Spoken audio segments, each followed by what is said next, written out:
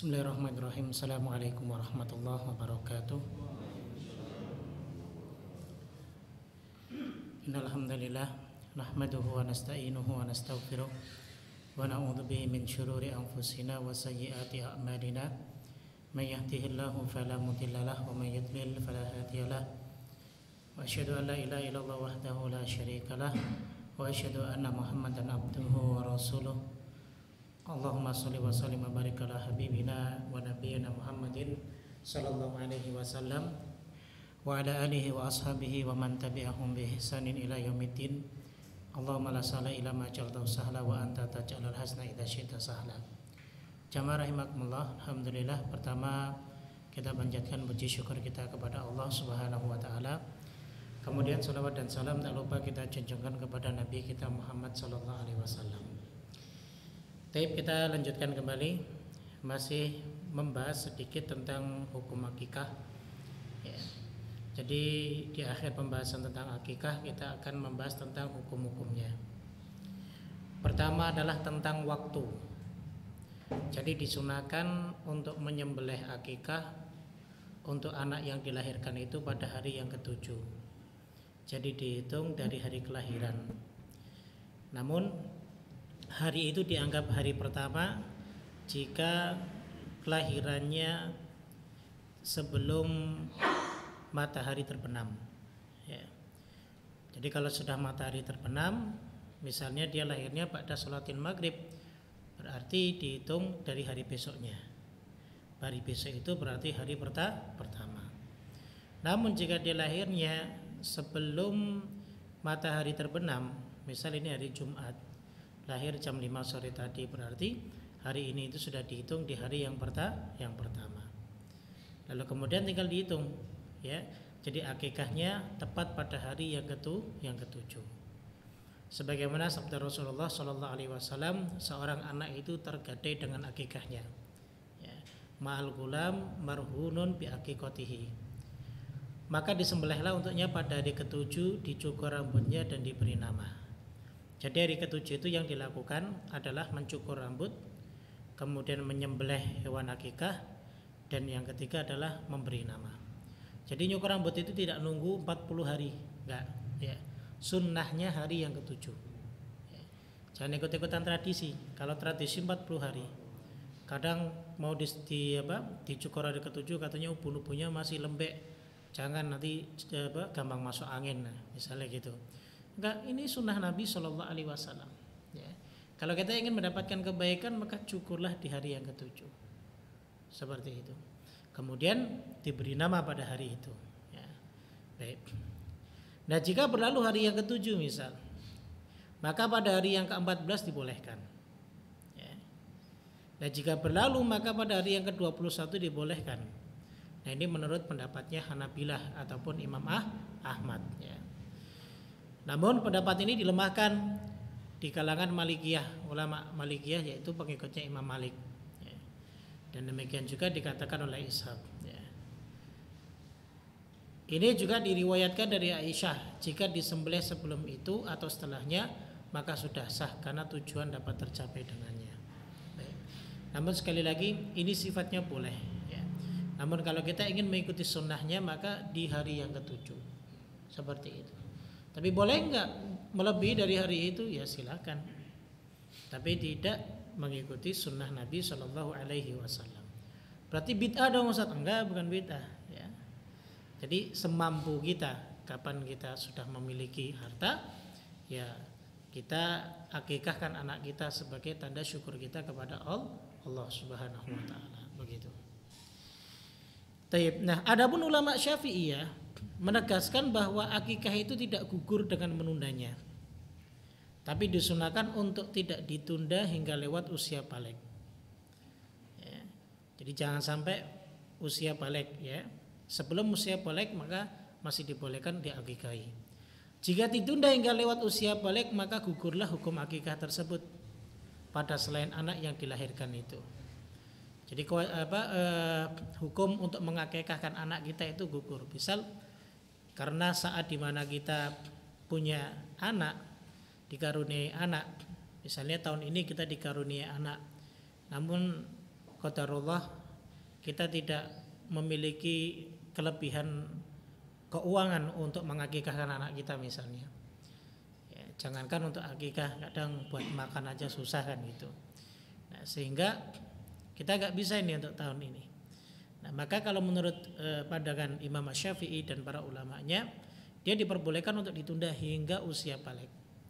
Kalau seandainya sudah masuk ke usia balik, maka sebagai orang tua tidak punya hak, tidak punya beban untuk mengakikahkan anaknya. Karena sekali lagi akikah itu hukumnya bukan wajib, ya, hukumnya sunnah. Ya, jangan merasa terbebani lah. Kalau memang belum mampu ataupun memang tidak mampu kita mengakikahkan anak kita, ya sudah, nggak apa-apa. Loh, saat itu hadisnya kan bahwa anak yang belum diakikahi itu tergadaikan. Nah terus kalau tergadaikan kenapa? Ya berarti doanya nggak diterima oleh Allah. Ya kata siapa? Ya. Doa diterima oleh Allah Subhanahu Wa Taala. Allah itu nggak hitungan sama kita. Artinya apa? Ketika Allah memberi sesuatu, Allah nggak meminta balasan. Ya. Allah nggak minta balasan. Dikasih anak, ayo harus akikah. Kalau nggak akikah, ini anak ini masih hak Allah. Tidak. Memang anak itu milik Allah, kita juga milik Allah. Nanti kita juga akan kembali kepada Allah Subhanahu Wa Taala. Jadi begitu ya. Sehingga akikah itu bukan suatu kewajiban, namun dia sunnah yang ditekankan bagi siapa saja yang punya kemampuan. Ya tentunya ini ditujukan kepada siapa? Orang tua dari anak tersebut ataupun orang yang menanggung nafkahnya, seperti itu. Baik, nah kalau anak itu sudah usia balik, melebihi usia balik, maka gugurlah akikah tersebut. Sementara sang anak diberi kebebasan untuk melaksanakan akikah untuk dirinya sendiri. Dan artinya tidak ditekankan, ya silakan bagi mau ngakikahin sendiri ya silakan. Ini hanya pandangan Imam Syafi'i sebagai tanda syukur kepada Allah Subhanahu Wa Taala atas nikmat dia dihidupkan di dunia. Begitu aja. Ya. Sehingga sekali lagi jangan merasa terbebani dengan akikah. Ya, tapi usahakanlah ya sebelum kita punya anak yang mbok yo nabung gitu. Ya. Nabung dulu ya, jangan tarsok akhirnya nggak punya duit ya. Jangan kan buat akikah nebus anaknya di rumah sakit aja nggak bisa kan itu.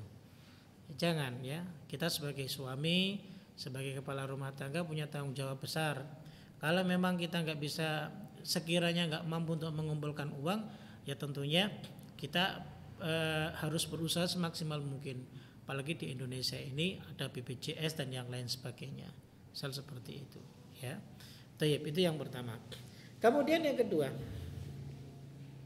menyembelih akikah lebih utama daripada menyedekahkan harta harganya, tentu, ya. Antum mau sedekah di hari yang ketujuh misalnya 20 juta, itu nilainya tidak lebih baik. Ya, dibanding antum belikan ya uang itu untuk membeli kambing lalu kemudian digunakan untuk akikah, itu lebih baik daripada disedekahkan harta begitu ya. Kenapa? Sebab substansinya itu adalah penyembelihan dan menumpahkan darah, ini yang menjadi tujuan ya. Sehingga ya inilah yang disebut dengan ibadah ya. Inilah ibadah yang sebagaimana juga Allah perintahkan sholat. Kalau dalam surat Al-Kautsar itu kan fasholli li rabbika wanhar, sholat dan sembelihlah kurban. Ya. Jadi bukan kambingnya yang dibagikan, bukan, tapi ketika kita mengalirkan darah, ya, kita persembahkan oleh Allah Subhanahu Wa Taala, maka itulah bentuk pengorbanan kita kepada Allah. Begitu. Kemudian yang berikutnya, yang ketiga adalah tidak sah berkongsi dalam akikah. Ya. Kalau orang Jawa bilang urunan, ya, itu nggak sah. Misal begini, saya punya anak, ya, lalu kemudian saya pengen akikah nih, namun nggak punya duit. Wah, teman-teman yang lain pada nyumbang, ya, maksudnya ayo deh iuran, nah, buat beli kambing, ya, buat akikah anaknya Ustadz misalnya. Itu nggak boleh kecuali antum menghadiahkannya dulu kepada saya. Dihadiahkan dulu kepada saya, setelah itu saya belikan kambing. Nah itu ya, itu yang benar seperti itu. Sehingga lain kali antum hadiahkan dulu kepada saya kalau saya punya anak laki. Gitu. 10 juta, 20 juta saya terima. Nah nanti saya buat untuk akikah, sama buat beli motor juga. Kan anaknya perempuan satu aja Pak, sebanyak-banyak. Seperti itu.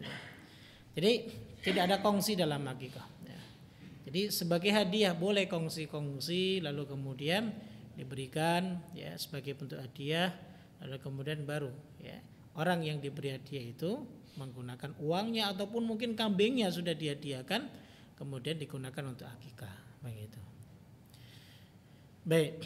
Kemudian yang keempat ya, tidak ada hadis yang sahih pun dari Nabi yang melarang memecah tulang hewan akikah.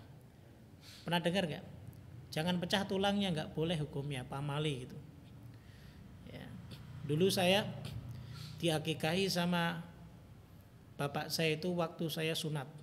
Ya. Itu saya sunat sekitar umur 7 tahun, Pak. Ya. Saya disunat, bapak saya punya niatan sekalian diakikahin. Jadi daging akikahnya itu juga bisa dibagi-bagikan kepada tetangga. Nah saat itu ada celetukan dari nenek saya, semoga Allah memberikan rahmat kepada beliau. Nah celetukan nenek saya, hati-hati itu tulangnya jangan dipecah, nggak boleh. Kemudian sayanya nggak boleh makan daging kambing. Kambing akikahan saya itu nggak boleh saya makan. Jadi analogi dia itu apa? Loh, kalau kamu diakikah bayi kan nggak boleh makan kambing. Anak bayi kok makan daging kambing kan gitu, keloloten orang Jawa bilang. Ya, jadi begitu. Ya. Nah, sehingga saat itu ya karena saking bodohnya saya juga, memang masih bocah Pak ya. Coba sekarang diakikahi saya makan tuh kambingnya nggak mau tak bagi-bagikan Pak. Kan akikah itu kan yang penting menyembelih kan gitu. Ataupun dagingnya ya saya makan sendiri juga nggak apa-apa. Ya. Jadi begitu. Nah, ketika itu yang boleh ngasih itu adalah simbah saya, nenek saya. Nah, saya cuma dikasih beberapa potong saja, yang lain pada nyate, pada makan kok enak banget. Saya cuma cengar-cengir nggak bisa makan daging itu. Katanya nggak boleh daging itu diberikan kepada orang yang sedang diakikahi. Ya kalau bayi nggak boleh. Nah kalau kita udah gede, udah doyan kambing, ya nggak. Jangan kan kambing duit aja doyan Pak kan gitu. Ya, jadi seperti itu ya. Jadi harusnya dibolehkan. Nah itu. Ya. Makanya sempat ya ini cerita benar. Sempat saya ngomong sama bapak saya Pak. Ya. Dulu kan saya nggak boleh tuh makan kambing ini akikah. Yaudah sekarang bapak beli kambing deh, biar saya bisa makan dagingnya. Beneran diberikan bapak saya kambing, ya disembelih kemudian saya bisa puas makan dagingnya begitu. Ya, karena bapak saya itu paling senang Pak kalau anaknya itu, Pak kapan beli kambing lagi? Langsung dia beli kambing. Tanpa minta duit anaknya langsung beli, kapan pulang gitu. Ya kadang diprank anaknya nggak jadi pulang gitu. Ya udah kambingnya disembelih aja di rumah, terus ya dibagi-bagikan adik yang suruh ngolah begitu. Kemudian yang kelima, anak yang dilahirkan tidak dilumuri dengan darah akikah. Nah ini tradisi jahiliyah, nggak boleh ya. Jadi ada tradisi jahiliyah diantaranya apa? Ketika anak itu lahir, maka istilahnya bukan akikah, ya sebagai bentuk pesta begitu.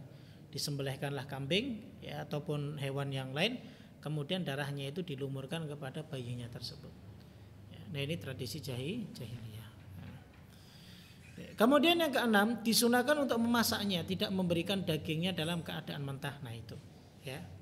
Jadi sunah dimasak ya, diolah dengan apapun itu, kemudian dibagikan. Ada satu pertanyaan yang menarik. Ini ada satu orang kaya beberapa tahun yang lalu, anaknya sekarang ya seumuran Zahwa, seumuran Husain, anak saya yang kedua Pak. Baik, dia punya anak. Ini orang masya Allah sebenarnya. Kalau dibilang miskin dia nggak miskin, mobilnya banyak banget. Dia tanya sama saya, Ustaz, saya mau ngakikain anak nih. Kenapa? Itu dagingnya boleh dibagi mentah nggak? Anjurannya dalam agama adalah dimasak agar orang tidak repot ya untuk mengolahnya. Ngasihnya cuma 1-2 potong, harus nyari bumbu dulu baru bisa makan kan begitu kan? Nah, dimasak gitu. Kalau kita nggak masak gimana Ustaz? Ya anjurannya dimasak gitu. Waduh ngeluarin duit lagi dong gitu. Yaudah sini aneh masakin, aneh bilang begitu. Tapi buat Anies separuh ya dagingnya, Anies bilang begitu akhirnya ya. Orang itu ketawa aja. Wallahu alam dia dimasak ataupun tidak, kita nggak tahu. Aliyadzubillah, sangat pelitnya luar biasa ya. Itu nikmat Allah berikan keturunan kepada dia, kepada kita semuanya. Jangan pelit ya. Bukti syukur kepada Allah, dan yang kedua mengikuti sunnah Rasulullah sallallahu alaihi wasallam. Nah, selesailah pembahasan kita tentang akikah. Baik, kita sekarang masuk kepada bab yang baru tentang minuman. Ya, jadi sebelumnya kan kita sudah bahas bab tentang makanan. Sekarang tentang minuman. Kalau dalam bahasa Arab disebut asyribah. Ya, asyribah. Ya, bentuk mufradnya adalah syarab. Ya, syarab. Ya. Baik. Sementara syarab adalah sebutan untuk segala yang diminum dari jenis apapun, baik air maupun selainnya, dan dalam keadaan bagaimanapun. Setiap sesuatu yang tidak dikunyah maka disebut sebagai minuman. Kalau yang dikunyah maka dia disebut makanan. Begitu ya. Makanya minum obat apa makan obat, Pak? Minum obat ya. Jangan bilang makan obat ya. Begitu. Tapi ada obat yang dikunyah, Pak. Yo silakan sebut itu makan obat, nggak apa-apa. Tapi hukum asalnya kalau obat itu diminum, tidak dikunyah. Kemudian yang berikutnya, yang kedua, hukum asal minuman adalah halal. Ya, secara umum dalilnya seperti makanan, Pak. Hukum asalnya adalah halal. Kecuali nanti ada beberapa dalil yang mengharamkan tentang minuman tersebut. Sama sebagaimana makanan juga halal hukum asalnya, namun nanti ada dalil-dalil yang mengharamkannya. Kemudian yang berikutnya pembahasan kita tentang khamar ya. Dengan segala macamnya adalah haram. Ini khamar ini yang dimaksud adalah jenis minuman ya. Dan segala macamnya hukumnya haram.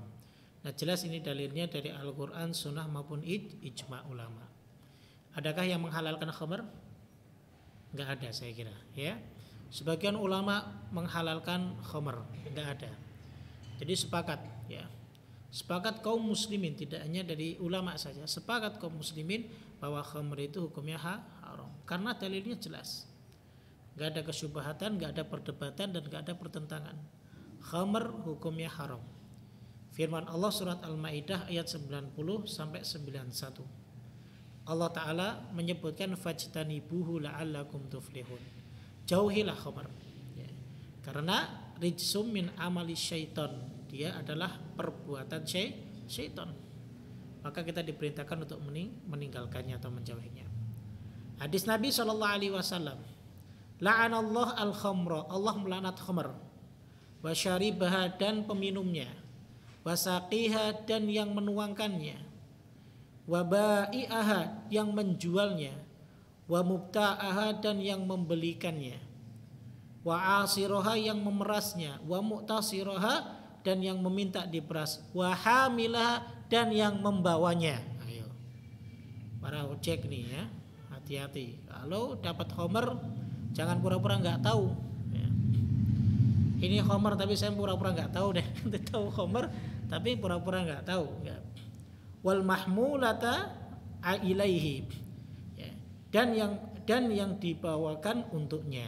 Nah, itu semuanya haram dan mendapat laknat dari Allah, Pak. Hati-hati ya, jangan bersentuhan dengan khamar, Pak. Entah bapak bawakan, wah ini bawakan, mindahkan dari sono ke sini, hati mindahin. Jangan, ini laknat langsung dari lisan Rasulullah Sallallahu Alaihi Wasallam. Arti laknat berarti jauh dari rahmat Allah Subhanahu Wa Taala. Seperti itu. Kemudian yang berikutnya, poin yang berikutnya, setiap yang memabukkan itu adalah khamar. Nah, ini apa yang disebutkan oleh mayoritas ulama. Ya. Di antaranya adalah penduduk ulama Madinah, penduduk Hijaz, ahli hadis, ya, Hanabilah, dan sebagian Syafi'iyah berpendapat bahwa setiap yang memabukkan pada hakikatnya adalah khamar. Baik itu diproses dari anggur, kurma, gandum, biji gandum, dan selainnya. Semuanya. Ya. Jadi dengan proses fermentasi ataupun yang lainnya, pokoknya jika diminum itu memabukkan, maka itu khamar. Tidak harus dari anggur. Ya. Misal dari susu basi misal, ya. Kalau memang memabukkan ya itu khamar. Ya. Susu yang difermentasi misal. Ya. Kan ada yang susu difermentasi menjadi yogurt ya. Yogurt ya. Itu kalau terlalu lama itu bisa memabukkan. Tentunya proses fermentasinya biasanya ya itu bagi ahlinya ya, mereka ada waktunya, jenjang waktunya berapa hingga proses fermentasi itu tidak menjadikan minuman itu menjadi memabukkan. Nah, jadi begitu ya. Nah, dalilnya apa? Dalilnya adalah Nabi Shallallahu Alaihi Wasallam pernah bersabda, kullu muskilin khamrun wa kullu khamrin haramun. Setiap yang memabukkan adalah khamr dan setiap khamr adalah haram. Ustaz, ada ikhwan yang dia dimabuk cinta dengan akhwat. Apakah akhwat itu khamr, Ustaz? Nah, misalnya gitu. Ya. Ya. Khamr bukan, Pak? Antum minum enggak? Antum enggak minum, ya kan? Ya. Jadi yang diminum ya. Jadi bagi yang memabukkan, dia masuk bisa ke dalam perkara yang haram, tapi bukan khamr. Ya. Ya. Karena dimabuk cinta itu juga termasuk perkara yang haram. Karena di situ kata Imam Ibnu Qayyim Al-Jauzi rahimahullah taala itu bagian daripada panah-panah syaitan seperti itu. Ya. Kemudian pandangan ulama Syafi'iyah mayoritasnya berpendapat bahwa khamr itu adalah sesuatu yang memabukkan dari jenis perasan anggur jika menjadi keras melalui proses fermentasi, baik ia berbuih maupun tidak. Nah, tidak berbeda antara pendapat jumhur dengan ulama Syafi'iyah. Cuman ulama Syafi'iyah seakan-akan kalau kita lihat redaksinya, ya, bahasanya itu seakan-akan hanya mengerucut kepada anggur saja. Ya, bukan, hanya Imam Syafi'i dan yang lainnya ini ya memberikan contoh seperti perasan anggur, karena memang khamr dulu lebih lebih terkenalnya terbuat dari anggur. Ya, jadi seperti itu. Ya, kalau sekarang kan tidak harus ya pakai anggur ya. Kadang sekarang juga menggunakan zat-zat kimia. Ya. Khamr itu juga dibikin dari zat-zat kimia juga. Tidak selalu menggunakan apa? Menggunakan buah-buahan proses fermentasinya ya. Sekarang bisa menggunakan zat kimia. Autan ya. Autan masukin Sprite kan, itu khamr juga, Pak. Megon ya. Jadi begitu, itu khamr juga. Ya. Kecubung direndam kan gitu kan. Jadi banyak sekarang. Baik. Ada dua faedah dalam pembahasan di poin tentang masalah setiap yang memabukkan itu khamr, Pak. Pertama, jika kadar yang banyak itu memabukkan, maka kadar yang sedikit tetap diharamkan. Gak bisa kita mengatakan dikit, ya, cuman setetes nyobain doang, haram, gak boleh. Ya. Gak pengen ngerasain, katanya enak gitu. Tetap, ya. Kalau yang banyak itu haram, ya, tentunya yang sedikit pun menjadi haram. Ya. Berdasarkan sabda Nabi Shallallahu Alaihi Wasallam, kullu ma askara haramun, wa ma askalar firku famil ulka minhu haramun. Setiap yang memabukkan haram dan setiap yang memabukkan dalam jumlah banyak, maka sepenuh telapak tangan juga menjadi haram. Ya. Kalau jumlah banyak haram, telapak tangan ini juga menjadi haram. Ya. Makanya kalau bahasa kita, ya, ngentit permen yang harganya murah, ya, cuman berapa? 1.000 dapat 6 ya. Meskipun ngambilnya satu tetap haram. Apalagi ngambilnya banyak begitu. Ya. Jadi beli permen 1.000 tapi ngeraupnya setangan secakup gitu. Di berapa 1.000 ngeraup secakup. Itu haram itu enggak boleh. Baik, ya. Kemudian faedah yang kedua, setiap sesuatu yang menghilangkan akal maka itu adalah ya, khamr. Hal ini berdasarkan perkataan Umar bin Khattab, khamr adalah apa saja yang menutupi akal. Ya. Nah, masuknya nanti dalam masalah ini ganja, ya, opium, heroin dan yang lain sebagainya, jenis-jenis narkoba, maka masuk ke dalam kategori khamr, begitu. Namun kalau ganja dan yang lainnya ini sifatnya adalah qiyas. Qiyas itu menyamakan hukum yang ilahnya ataupun sebabnya sama. Ya kan? Kalau ganja dikonsumsi kan menghilangkan akal kan? Sama dengan khamr kan? Nah, makanya jenis-jenis ini juga diharamkan seperti khamr. Jadi seperti itu ya. Cuman yang lebih menarik lagi seperti ini. Terkadang di satu wilayah ya, kita gak mengatakan di Indonesia ya, wallahu alam di Indonesia. Terkadang di suatu wilayah ketika berbicara masalah ganja, opium ataupun heroin, narkotika dan yang lain sebagainya, ini seakan-akan produk-produk yang lebih membahayakan daripada khamr. Ya.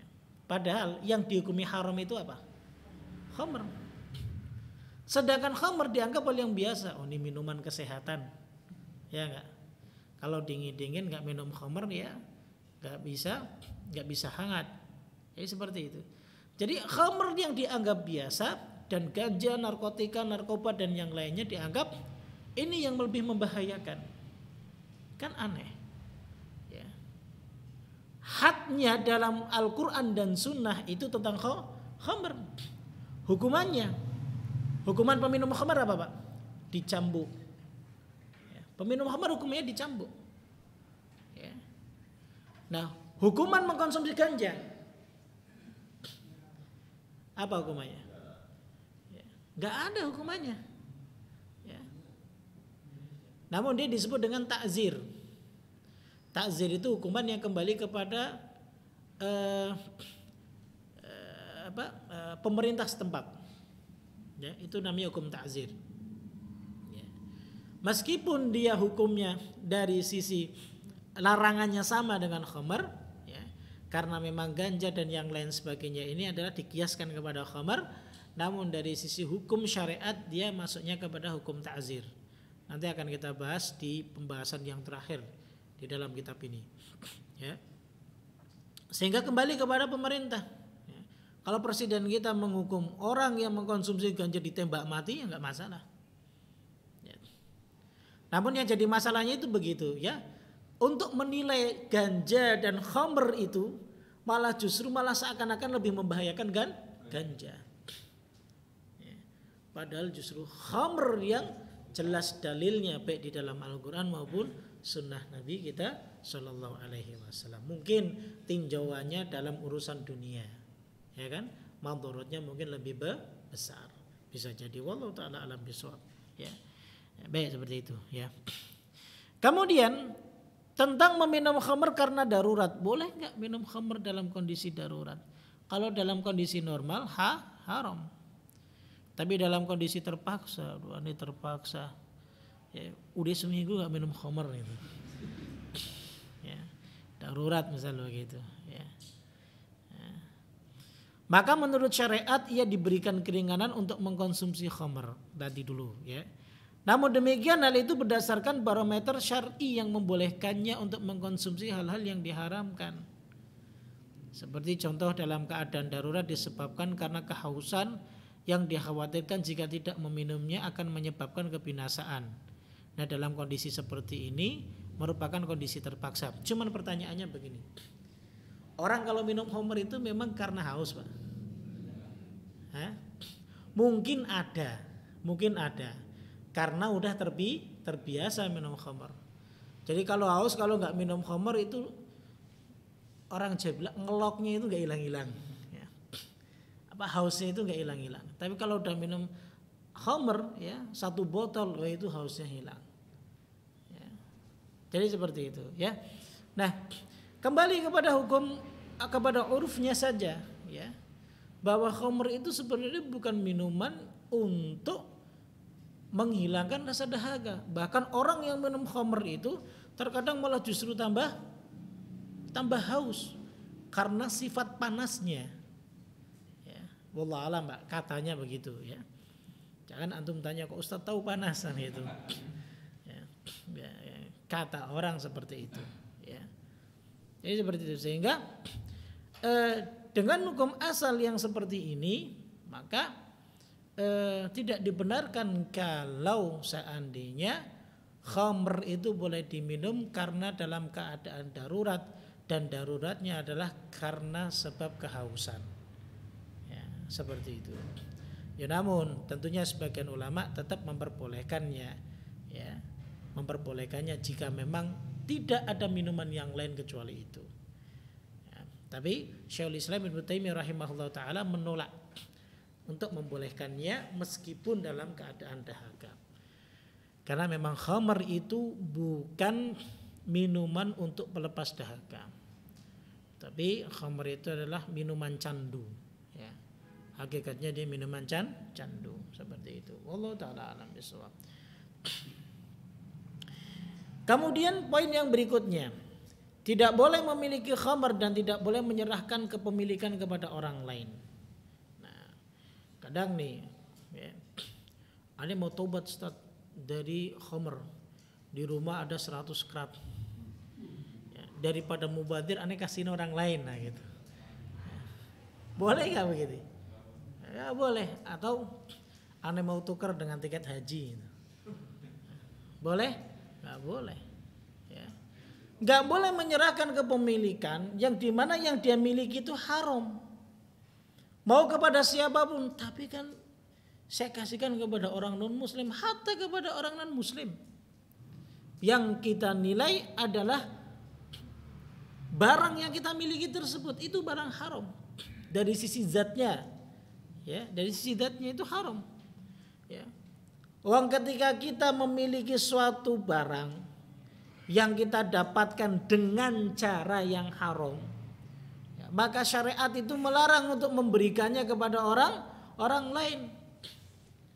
Makanya dalam kaidah usul fikih disebutkan ma haruma akhdhuhu haruma i'ta'uhu. Jadi jika mendapatkannya itu dengan cara yang haram, maka tentunya memberikannya pun itu haram. Nah, itu dari cara mendapatkannya. Lah apalagi ini zatnya yang haram. Ya tentunya ini lebih tidak diperbolehkan. Oh tapi sayang Ustadz, ya masa 100 krat mau dibuang begitu saja, ya. Ya. Antum lebih memilih mengamalkan perintah Allah, ya, atau antum mengamalkan itu dengan dasar perasaan, ya. Jadi seperti itu, ya. Harusnya kita buang, kalau perlu kita musnahkan, itu yang paling baik, gitu. Kemudian yang berikutnya tentang ganti rugi karena membinasakan haram, ya, bahasanya membinasakan. Saya kurang setuju dengan kalimat membinasakan haram. Khamr, ya, membinasakan khamr. Bukan membinasakan sebenarnya. Misal menghancurkan khamr. Ya. Ya, contoh nih, ya. Ya, ini kan kasus dulu tapi saya nggak mau nyinggung Pak nanti. Ya. Misal ada orang yang bawa khamr nih, nah tukang ojek lah misal. Ya. Ini secara hukum agama, ya. Ya. Kalau praktek negaranya, ya saya nggak tahu secara hukum negaranya. Antum nih dapat nih khamr, waduh, ya. Kemudian antum pecahin tuh khamr, ya nggak? Secara hukum agama, itu kita tidak punya kewajiban untuk mengganti rugi, ya. Secara hukum agama nggak ada kewajiban untuk mengganti rugi khamr tersebut, ya. Hatta kita memecahkannya, ya. Jadi seperti itu, ya. Nah ini pendapatnya ulama Syafi'iyah dan Hanabilah, ya, dua ulama yang pengikutnya sangat banyak sekali, ya. Sebab karena apa? Karena barang itu barang haram, sehingga kita tidak punya kewajiban untuk menggantinya, begitu, ya. Cuman yang jadi pertanyaan, ngapain antum bawa lah, begitu, ya. Yang jadi pertanyaan begitu, sudah tahu bawanya saja dapat laknat, kenapa harus antum bawa lah, begitu, ya. Namun ya sekarang jangan bawalah, misal ini ada khamr dibawa oleh orang, dari belakang kita nabrak, biar kemudian banyak yang pecah, ente harus ganti rugi, ya. Secara hukum agama kita katakan, ya, secara hukum agama kita nggak perlu ganti rugi, itu tidak berdosa. kalau kita nggak ganti rugi. Namun secara hukum pemerintahan ya saya nggak tahu. Ya. Nah, antum jangan bawa-bawa secara syariat itu. Ya. Nggak apa-apa. Harusnya saya banting semuanya kan begitu. Ya. Antum di penjara karena antum telah mengganggu orang lain kan begitu. Tapi secara hukum agama maka kita tidak punya kewajiban untuk menggantinya. Begitu ya. Ya. Gak apa-apa lah dikit-dikit Pak senggol aja dek jatuh biara itu gak masalah ya. Seperti itu. Kemudian yang berikutnya, poin berikutnya tentang khamr yang berubah menjadi cuka. Nah, ada beberapa poin di sini. Nah, jika khamr itu berubah dengan sendirinya menjadi cuka tanpa ada upaya untuk membuatnya menjadi cuka, maka cuka tersebut halal. Ya. Tanpa ada perbedaan pendapat di antara fuqaha. Cuman saya nggak tahu perbedaan antara cuka dengan khamr. Jadi saya nggak bisa menjelaskan secara detail. Ya. Artinya begini. Bagaimana cara khamr itu bisa berubah jadi cuka kan gitu. Ya. Karena kira-kira mungkin enggak ini ada khamr. Karena saking lamanya kita cicipi, ya haram kan? Ya enggak? Haram. Makanya mungkin itu diteliti dengan menggunakan alat. Oh ini sudah bukan khamr lagi, ini mungkin cuka begitu. Mungkin seperti itu. Saya enggak tahu. Ya. Karena keterbatasan pengetahuan saya tentang hal-hal yang istilahnya kimia ya, perkara kimia seperti ini, kimiawi. Ini depan saya ini orang suka ngeracik racun Pak ya. Hati-hati ya depan saya ya. Jadi begitu ya, dia orang kimia. Nah artinya begini ya, mungkin dengan cara-cara tertentu mungkin sehingga dia mengetahui bahwa khamr itu berubah menjadi cuka bisa jadi. Nah kalau berubah dengan sendirinya maka ini saya menyebutkan dari sisi syariatnya ya, berubah dengan cara sendirinya dia menjadi cuka maka halal ya. Karena cuka itu halal untuk dimakan. Bahkan kata Nabi SAW, nikmal idam al khal, seenak-enaknya hidangan adalah cuka. Cuman saya nggak tahu cukanya model Nabi dulu dengan cukanya sekarang sama apa enggak. Jadi begitu ya. Nah kalau sekarang cuka kecut-kecut begitu antum senang kan begitu. Asem banget ya.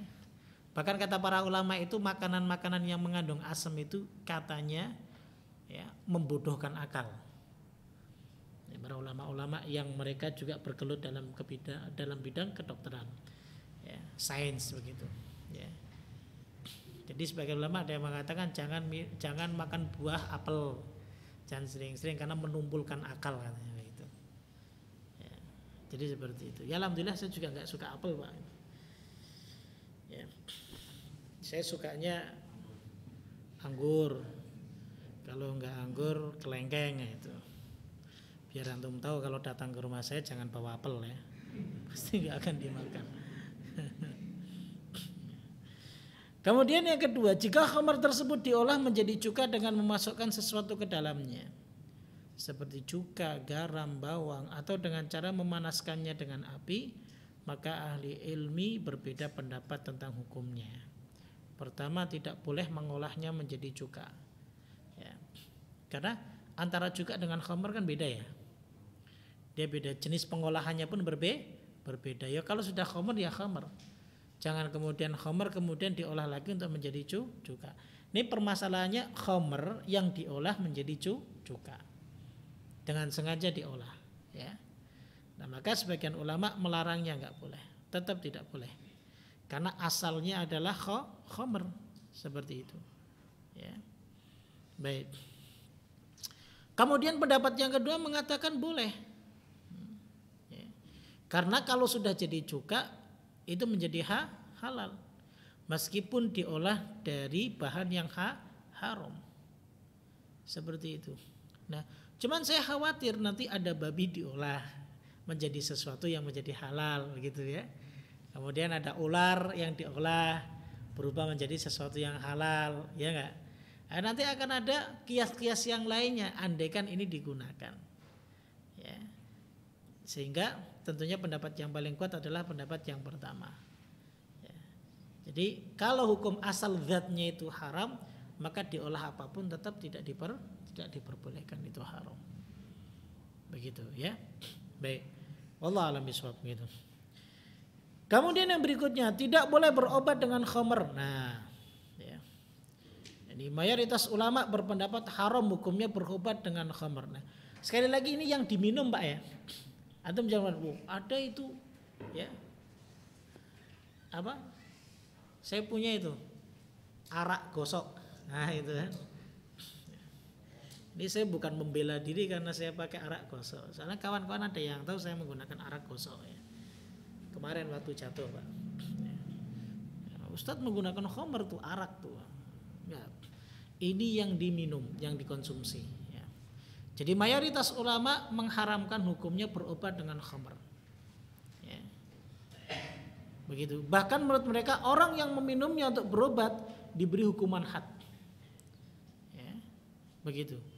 Ya. Karena ada satu riwayat yang menyebutkan, ini riwayat Imam Muslim.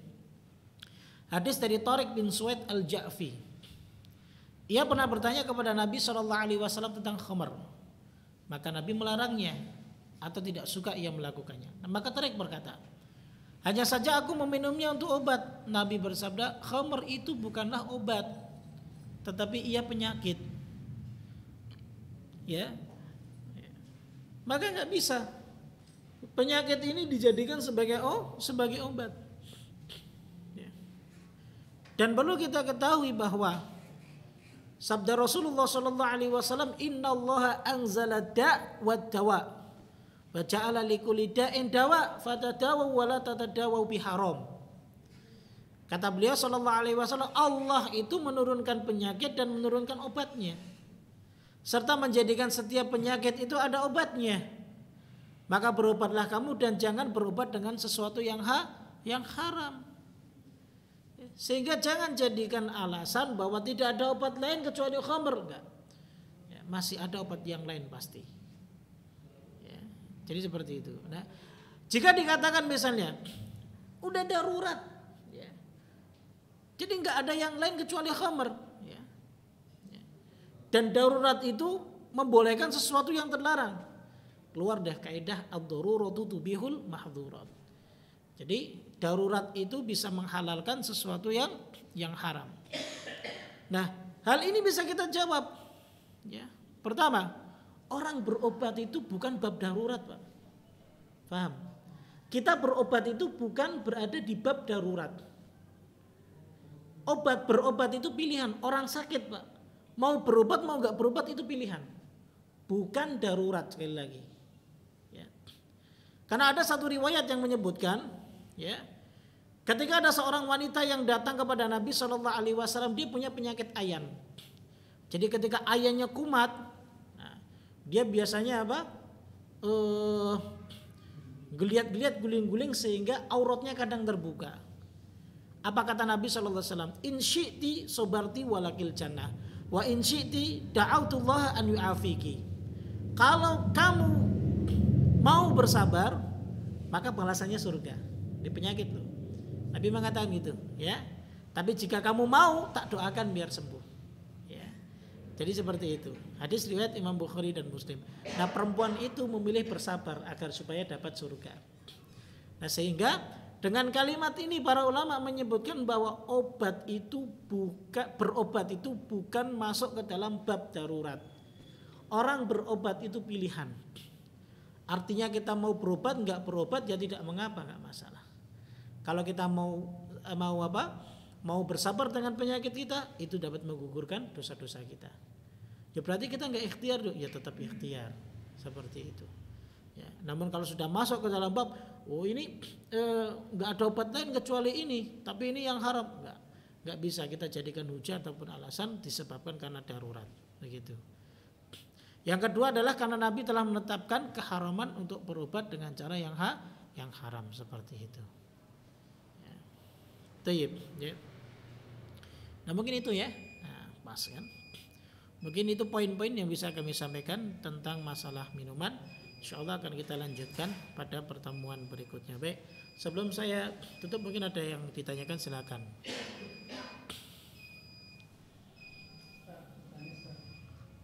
Kalau misalnya ada minuman tadinya kan bisa alkoholnya berapa persen, terus sekarang ada yang 0% apa jadi halal?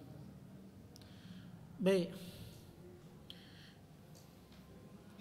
Kalau nggak ada khamr, nggak ada alkoholnya, ya maka tidak haram, ya kan? Kalau nggak ada alkoholnya tidak haram. Kalau ada alkoholnya meskipun 0,1% ya tetap haram. Seperti itu.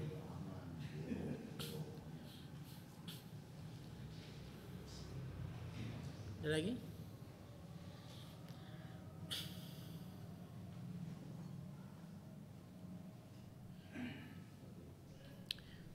Sebenarnya saya mau bahas tentang gini, tentang istilah alkohol dengan khamar, apakah sama? Sama tidak alkohol sama khamar? Hah? Sama Pak? Sama nggak? Alkohol bisa terbuat dari kimia. Iya. Alkohol itu dari kimia. Kalau khamar dari buah-buahan. Seperti itu. Ya. Maka dibedakan antara alkohol dengan khamar seperti itu. Ya. Namun kalau alkohol membahayakan jadi haram kan nggak boleh kan. Seperti itu. Nah, mungkin di istilah kita Indonesia khamar itu juga disebut sebagai alkohol. Seperti itu. Ada yang lain? Baik, kalau tidak ada kita cukupkan. Subhanakallahumma wa bihamdik, asyhadu an la ilaha illa anta astaghfiruka wa atubu ilaik. Assalamualaikum warahmatullahi wabarakatuh.